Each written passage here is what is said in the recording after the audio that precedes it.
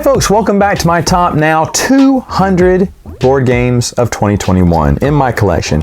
I'm doing these every year, but I think this will be the last year that I do these back-to-back years. The reason for that is there are a lot of games that have stayed in my collection for a while. I've been talking about them for some time now, and I'm not getting the big slew. I'm at that point in my life, in my collection, I say, when I don't want that many more games. You know, if games, you know, I can put a few more games in my collection, but after that, I need to start getting rid of more games and keeping it under, because I want to make sure I at least play all these games every year. If they're not getting played, they got to go. But because I've reached that point in my collection, there's no point in doing these every year. So this will be the last one, at least for another year or two. You know, I'll still make my own list, but I probably won't do videos on it. Let's get over that and let's go to number 200. Number 200 is Monopoly Gamer, Mario Kart Edition. It's the only Monopoly game I have left. I got rid of my classic Monopoly games a long time ago, and I loved Monopoly as a kid. I thought I'd always keep, even when I was, for years, I thought I'd always keep a version of Monopoly because I thought I'd always want to play it. I never want to play it again unless it's Mario Kart. When I played Mario Kart Monopoly, that's when I knew I don't need Monopoly anymore. It's such a fast-paced game. This game takes 20 minutes with 4 players. I mean, it goes really quick. And you're moving around the Monopoly board, and you're throwing turtle shells at people. They're wiping out. They're dropping coin that you're picking up. And the game also plays like Mario Kart too. I have all the little expansion, you know, player pawns too. And we just have a blast whenever we play this game. Now, it has moved up and down my list in the past 4 years. It started off at 120, which is the highest it ever was, Cult of the New. And then it went down to 184, then 235. Then it shot up 35 spots to get back into the top 200 here. And I'm not embarrassed to have a Monopoly game on this list here, especially my top 200, because I really do think this is a solid game. If you like Mario Kart, you'll love this game. If you like Monopoly, you'll love this game. What's not to like about those two things, right? Get it. It's awesome stuff. My number 199 has been in my collection for, 6 years, since the very beginning. It started off at number 27, then moved to 78, went to 109, then 182, then 225. But now, Temple Run has moved back up 26 spots. It's one of those dice chucking real-time games where you're trying to, it's like Yahtzee again, you're trying to get the best rolls, but you can't re-roll the little monkey lizard symbols. And you're just trying to move across the board. Now, it's not getting the most movement points, it's getting the right amount of movement points to land on those special bonus tokens or to avoid the pits. You know, because I fall into a pit all the time. I won't be counting out my spaces very well, and I'll just, because you have to slap the idle to stop the music and then go, and you realize, oh, no, that was too many spaces. Oh no, I fell into a crack in the wall and I died. This game goes really quick. It's got a modular board, double-sided boards, so the game just doesn't end. I don't think I've ever won this game. My wife's really good at this game, and you are scared as you're rolling the die, because it ends, well, if you do not stop the idle, it'll give that little gong at the end. If you hear that, then it's too late. You went all the way to the back of the line. And if the monkey lizard catches you, you're out of the game too. Such a fun game. I've gotten to play it a little bit more this year, which is probably why it moved back into my top 200. I don't play the app anymore, which is why it was in the top 200 those first 2 years, because I was playing the app a lot. Anyway, my number 198 was 197 last year. Just moved down one spot. It is a great co-op game. It is Back to the Future, Back in Time. Ooh, game looks pretty. You're trying to get the DeLorean fixed with the proper pieces, then put it on the street by midnight or 10, whatever the time is on the clock. And then you're also, the hardest part, you're trying to get your parents to fall in love. Each character you play as had different special abilities, and you're basically, it's dice building. You're building up your own player board to roll with better dice every round, and it is very thematic. The problem is, not many people remember Back to the Future or want to play a game. But if you love Back to the Future, this, out of all the games out there that I reviewed, this is the game you must have. It is unbelievable. I absolutely love Back to the Future, Back in Time. I just wish, my nephews just recently watched Back to the Future. Well, last year they did, and so I need to bring that out for them and see if they'll enjoy it. But I love this game. Very thematic. Feels like you're playing through the movie. You know what I just remembered? I've gone all this time without talking about Queen games. So let's talk about 197. This one's been in my collection for 5 years at number 70, 102, 163, 223. Now it moves up 26 spots because it's Queen games. I'm just kidding. It's High Tide. High Tide is an odd game. You're trying to get your beach chair as close to the river as you can without it getting into the ocean, I should say, not the river, the ocean. That's what ends the game. Play with all the little mini modules that come with it, and you have just such a great game. It's a low-scoring game too, but it's just fun. They have a little area with pool that looks like a pool, and that's where you put the dice. Get it? The dice pool? Yuck, yuck, yuck. I've had a lot of fun playing this game. Obviously, I played a lot more this year than I did in the past. And it's just Queen games, man. They're just fun games. What can I say?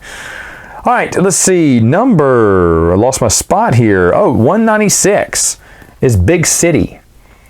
Big City got a reprint last year that cost $1 billion. I don't know, it costs a lot of money, but so does the original version. The original version didn't drop in price either. It's very expensive to find.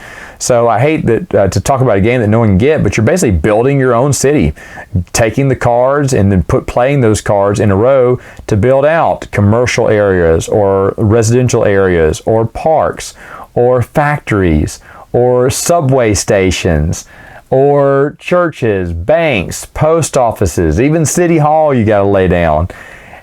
It's a lot of fun. It's kind of area control, but there's a lot of strategy involved in this. I played this at the Phoenix Gaming Convention and had a blast with it. And found a copy for fairly cheap, a little bit cheaper than I had to pay a lot, $60, but at the time it was going for $80, and now it's still going for like $80 or $100. Big City is a lot of fun. Now for it's been in my collection for 4 years. That first 2 years it was number 35 and 72. Last year it dropped down my top 100 to 132. This year it goes down 64 spots. The gaming group that I had is kind of disbanded. They loved it, but I don't have anyone this past year who is part of that group that loved it. So it only got to the table once this year. So I had to drop it. We don't play it as much. I do enjoy this game. Really, you have to do a lot of planning, thinking out 3 to 4 steps ahead of everyone else. And your plan can be ruined instantly by some idiot placing a park over a car that you need, a space you needed, or placing a factory, which can give you negative points on your subdivision. You're like, But Big City has a lot of strategy involved in it, and that's why I like it. Number 195 has been in my collection for 3 years, is Bohemian Villages. I think this is from the creator of Orleans. That's how I found out about it.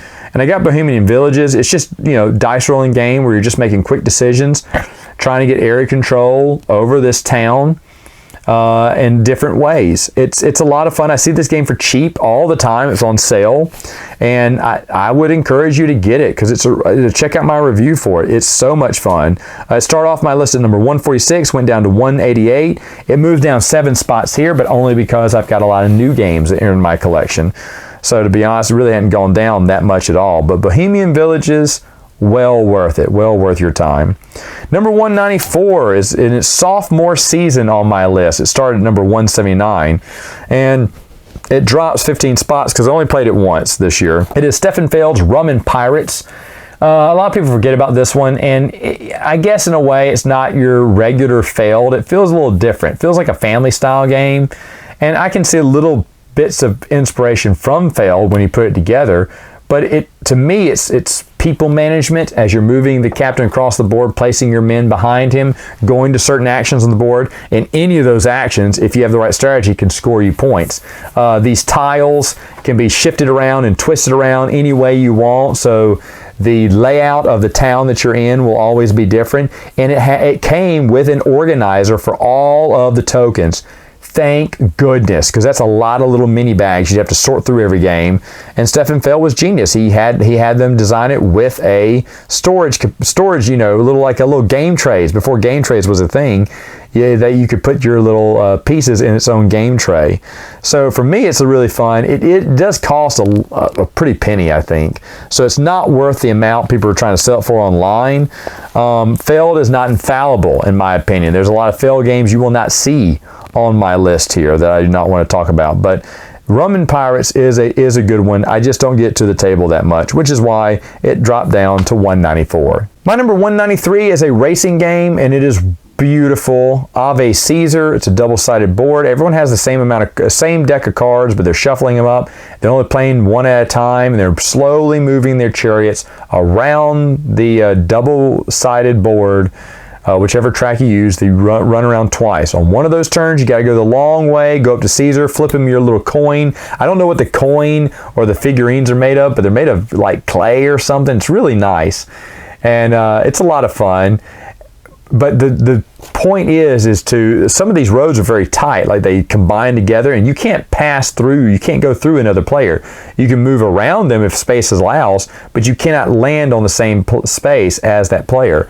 So you may want to play, if you're in the lead, play your low cards and then gum up the works there because they can't pass you, until you get to some of those intersections. And you need to play some of your fast cards. There's a lot of good balance with the hand management here, I would say. I don't know if anyone would describe Ave Caesar as hand management, but it is a little bit of the way, because you've got the same amount of cards as everyone else. Just, it is luck of the draw what you get in your hand, but as you're playing your cards, you got to play it wisely. So really fun game, Ave Caesar. My number 193. It started off at 192 and then went down to 181. No, went up to 181, but now it's back down 12 spots. 193, I don't know, just yo-yoed on the list. So what?